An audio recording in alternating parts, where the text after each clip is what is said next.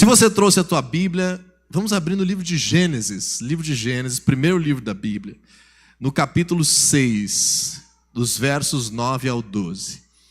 Nós hoje vamos continuar a nossa série de mensagens.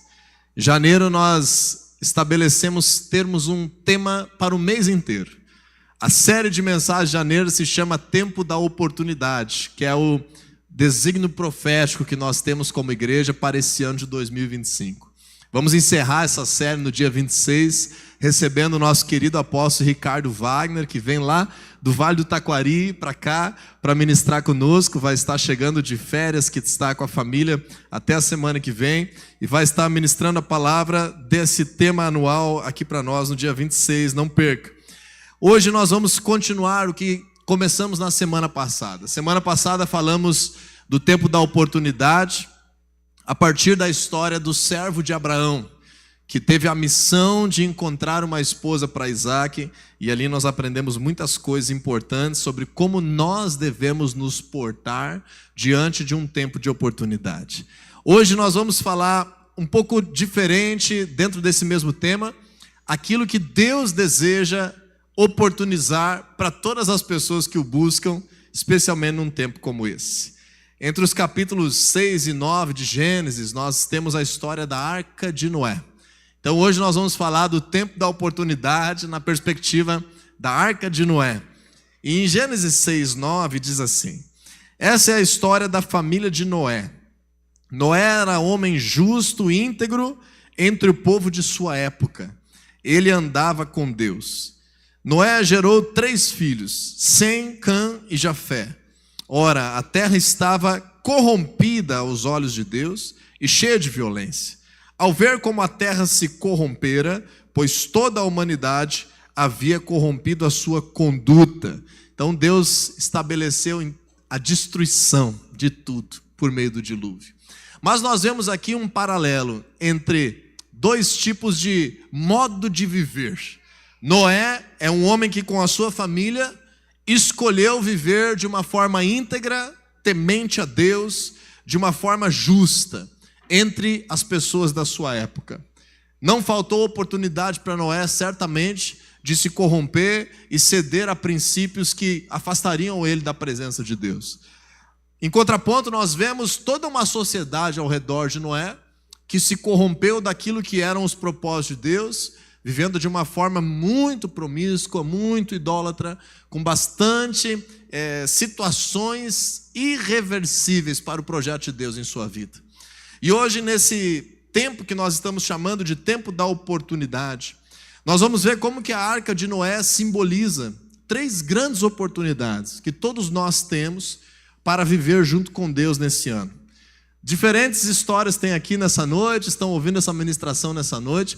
Talvez você vai se encaixar um pouquinho melhor em um desses 3 aspectos que nós vamos estar falando.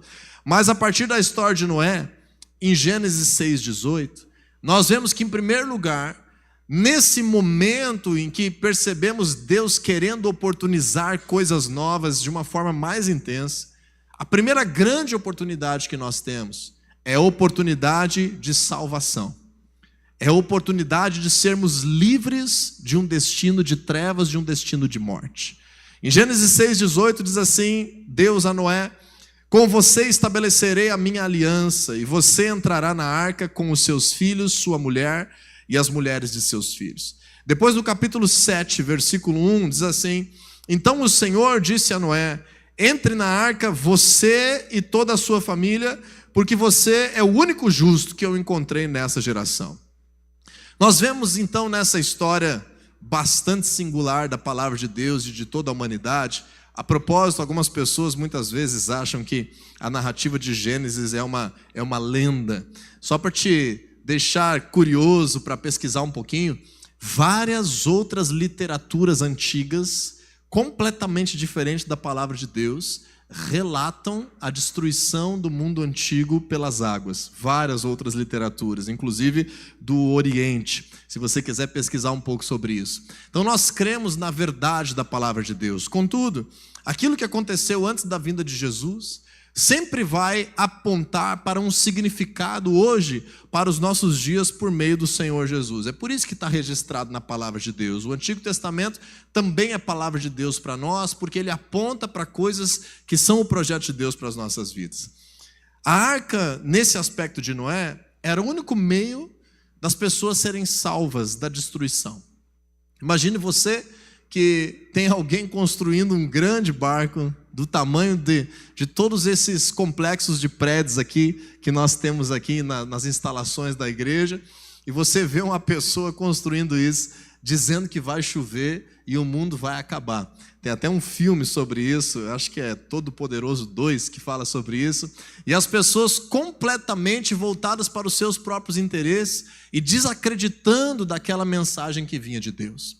Qual o paralelo que nós vemos sobre isso hoje? Nós vemos uma mensagem clara na Bíblia ao longo de tudo aquilo que Deus construiu depois do dilúvio, nessa nova era da humanidade. De que aquilo que nós vivemos hoje está sujeito à morte. E de que um dia Jesus voltará e o mundo como nós conhecemos não mais existirá. E a igreja do Senhor Jesus está pregando sobre isso praticamente o tempo todo, ao longo de todo o território, de todo esse mundo, e muitas pessoas estão vivendo as suas vidas fechando os ouvidos para essa verdade.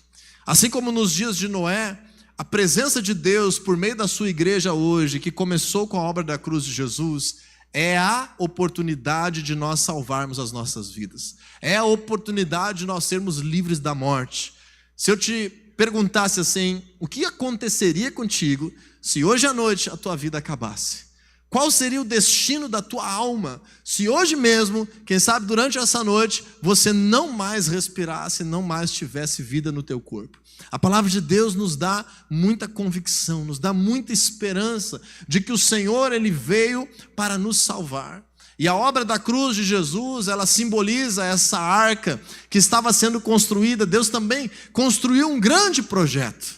Ao longo de toda a história do Antigo Testamento, Deus construiu um grande projeto, preparando a vinda de Jesus para salvar todos aqueles que nele crescem. Porém, é necessário uma aliança com Deus, para que nós possamos ter direito de entrar dentro dessa arca. Disse a palavra de Deus em Gênesis 6,18, que acabamos de ler: com você, Noé, estabelecerei a minha aliança. É necessário uma aliança com Deus, para que nós venhamos receber essa oportunidade de salvação. Se você puder deixar a tua Bíblia marcada aí em Gênesis, ou como é o primeiro livro da Bíblia, só abrir comigo lá no finalzinho agora. No livro de 1 Pedro, capítulo 3, um dos últimos livros da Bíblia, bem no finalzinho. 1 Pedro, capítulo 3, versículos 20 e 21. Nós vamos entender que a palavra de Deus já faz esse paralelo da salvação das nossas almas hoje por meio de Cristo, com relação ao que aconteceu no dilúvio por meio da arca. Em 1 Pedro 3,20, se tiver para projetar, eu vou ler na versão NVT, somente essa passagem. 1 Pedro 3:20 e 21. Aqueles que muito tempo atrás desobedeceram a Deus quando Ele esperou pacientemente enquanto Noé construía a sua embarcação. A mesma carta de Pedro declara que Deus espera pacientemente pelo nosso arrependimento. Muitas pessoas dizem, por que Deus não enviou Jesus ainda de volta? Porque Deus está, como nos dias de Noé, esperando pacientemente pela nossa decisão de fazer uma aliança com Ele. E diz ali no versículo 20, Deus estava esperando pacientemente, enquanto Noé construía a sua embarcação. Mas apenas 8 pessoas foram salvas por meio da água do dilúvio. Veja o versículo 21 comigo. E aquela água simboliza o batismo que agora os salva. Vamos ler juntos? 2, 3 e... Aquela água simboliza o batismo que agora os salva. Olha só que interessante, a Bíblia está fazendo um paralelo aqui. Lá do dilúvio de Gênesis, dos capítulos 6 a 9, com aquilo que é a nossa vida de fé hoje, através de Jesus. E continua o texto dizendo assim: não pela remoção da sujeira do corpo, mas porque no batismo vocês declaram ter boa consciência diante de Deus. Ela é eficaz por meio da ressurreição de Jesus Cristo. Então, não receber Cristo como Senhor para sermos inicialmente salvos da morte e depois termos acesso ao seu reino, é como uma pessoa que está no meio de um furacão e não quer aceitar entrar dentro de um bunker, entrar dentro de um lugar seguro. É como uma pessoa que está dentro do incêndio e não quer aceitar a ajuda que vem, a corda que estenderam, a mão que está ali para salvar. Quando nós entendemos de fato a mensagem do Evangelho, você não deve estar aqui, você não deve orar todos os dias, você não deve ler a palavra de Deus com a intenção, número 1, de você receber uma bênção, de você receber um dinheiro, um cliente, quem sabe resolver um problema matrimonial com o teu filho. Isso é um desdobramento da graça de Deus. A nossa intenção número 1 em nos relacionarmos com Deus é cultivarmos a nossa aliança com Ele. É mantermos o nosso relacionamento com Deus, sabendo que só com Jesus há vida. Só dentro da arca existe vida. Só dentro da arca existe futuro. Para as pessoas que não deram bola para o que Noé estava fazendo, e foram todas as pessoas que estavam imersas em tanta corrupção e maldade, tiveram os seus dias a liberdade de fazer o que quisessem da sua vida. Mas para essas pessoas não teve futuro. Como que é a nossa perspectiva de futuro quando nós agarramos a oportunidade de salvação que Deus nos dá? É uma perspectiva de eternidade, é uma perspectiva de esperança, é uma perspectiva de ter certeza de uma aliança com Deus. A segunda coisa que nós aprendemos nesse texto e nesse contexto da Arca de Noé para esse ano de oportunidades, esse tempo da oportunidade, é que a arca representa uma oportunidade de recomeço, uma oportunidade de viver coisas novas, de recomeçar algumas coisas nas nossas vidas. Muitos de nós que estamos ouvindo essa mensagem agora, somos pessoas que já temos uma consciência de uma aliança com Deus. Quem sabe faz muitos anos que você já tem uma decisão de uma aliança com Deus, e glória a Deus por isso, porque você já está vivendo muitas coisas há muito tempo com o Senhor.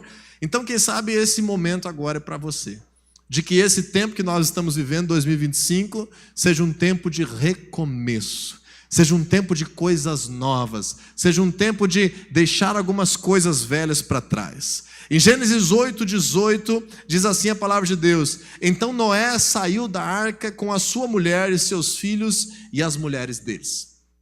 A arca não tinha o propósito de Moisés viver a sua vida inteira dentro de um barco em cima da água e ficar ali nadando até envelhecer e morrer.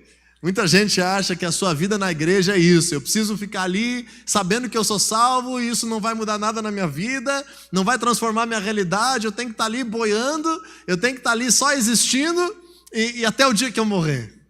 Tem um outro passo que vem depois disso. É quando Noé sai da arca para uma nova vida. Ele sai da arca para uma nova realidade. Então a arca de Noé, ela representa uma oportunidade de recomeço na nossa vida. Após o dilúvio, Deus deu a Noé e a sua família inteira a chance de recomeçar. O nosso Deus é um Deus de novos começos, é um Deus que nos oportuniza recomeço. Não importa, deixa eu te dizer, o quão difícil foi o teu passado. Não importa quantas coisas sem Deus você viveu, o quanto pessoas, quem sabe, te machucaram, te feriram, quantas expectativas já foram frustradas, o Senhor nos oferece restauração.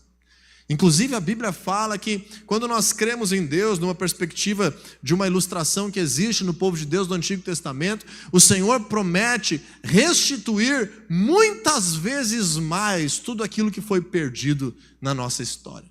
Então o nosso Deus é um Deus de recomeço, é um Deus de restauração, é um Deus de restituição, porém, para viver esses recomeços, nós precisamos abrir mão de algumas coisas antigas.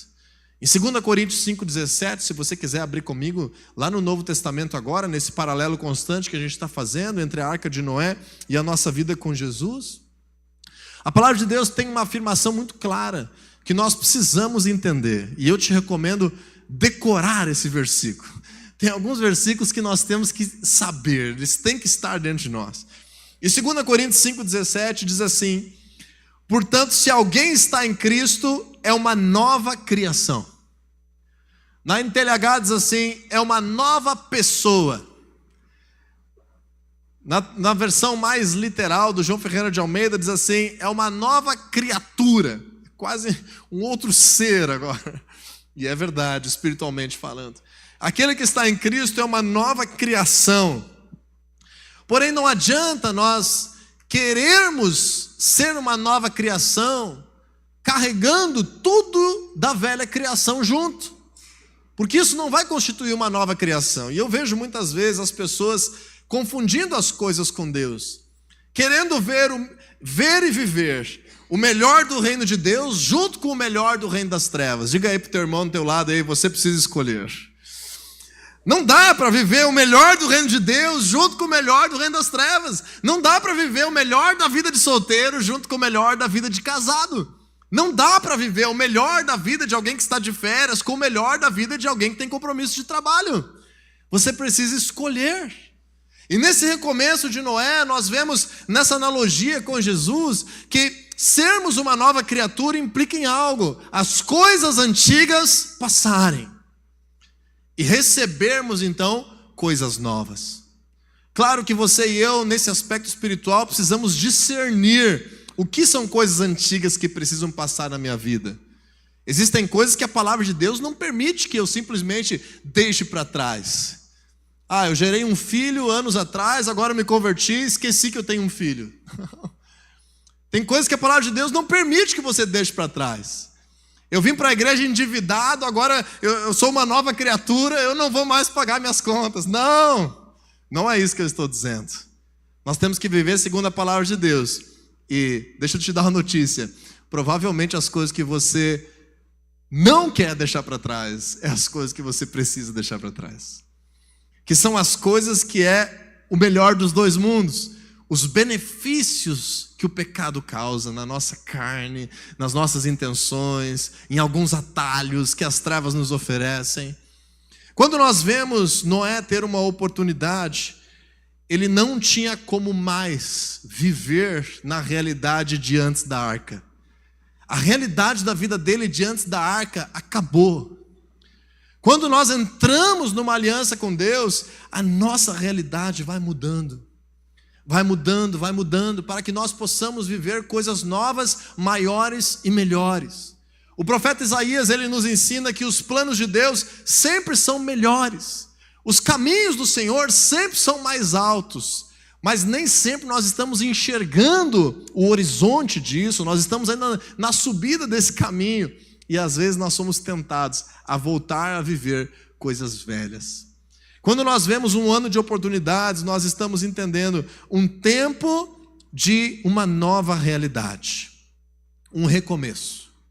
Talvez esse ano Deus oportunize para você um recomeço financeiro, um recomeço familiar, um recomeço emocional, um recomeço profissional, um recomeço ministerial, um recomeço em qual área da tua vida?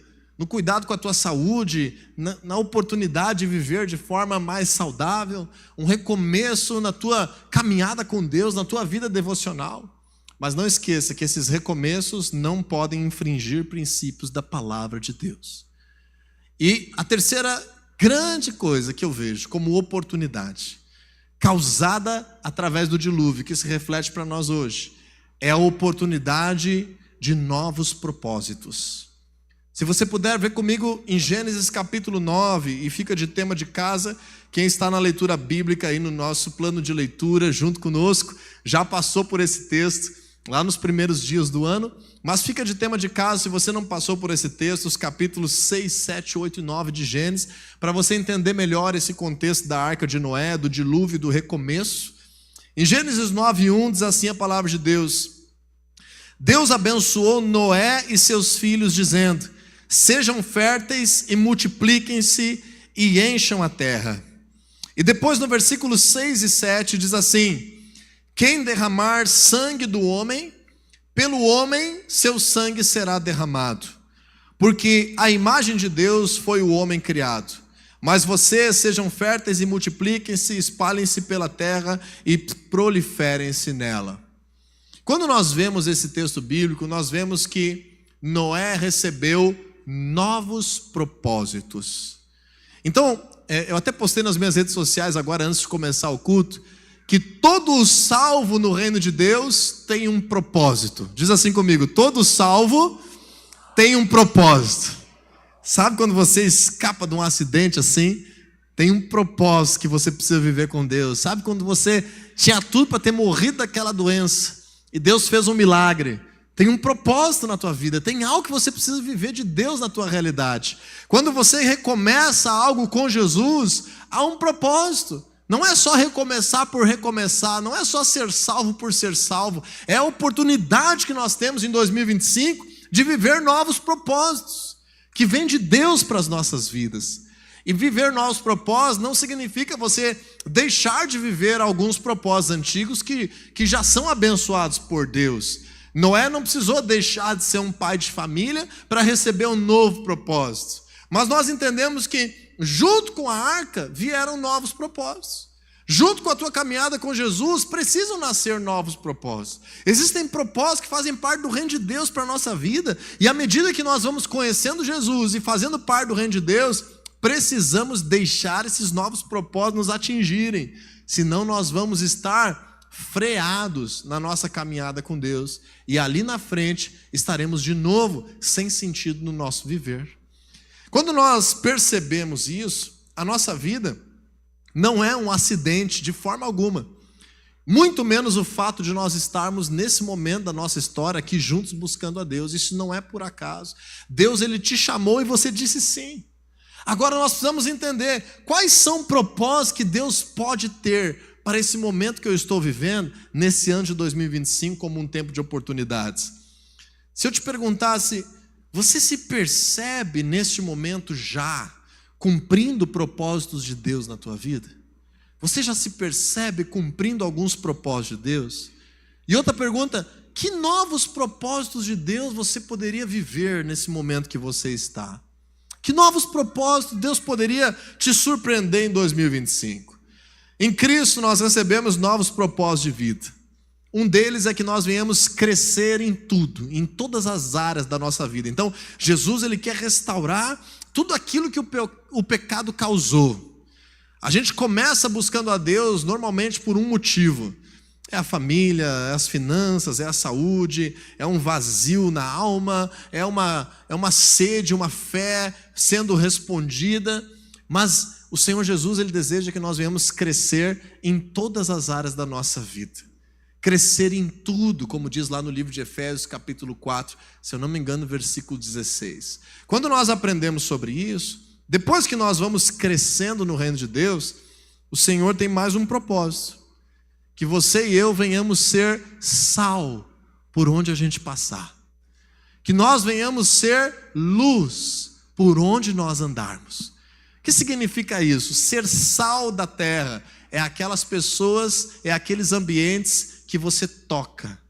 E aonde você toca, Deus começa a causar algo através de você e temperar aqueles locais com a presença dEle e causar algo diferente na vida das pessoas e dos ambientes que você faz parte. Você e eu como sal nessa terra. Segundo grande propósito geral, quando a gente vai conhecendo a Deus, é que nós venhamos ser luz nesse mundo.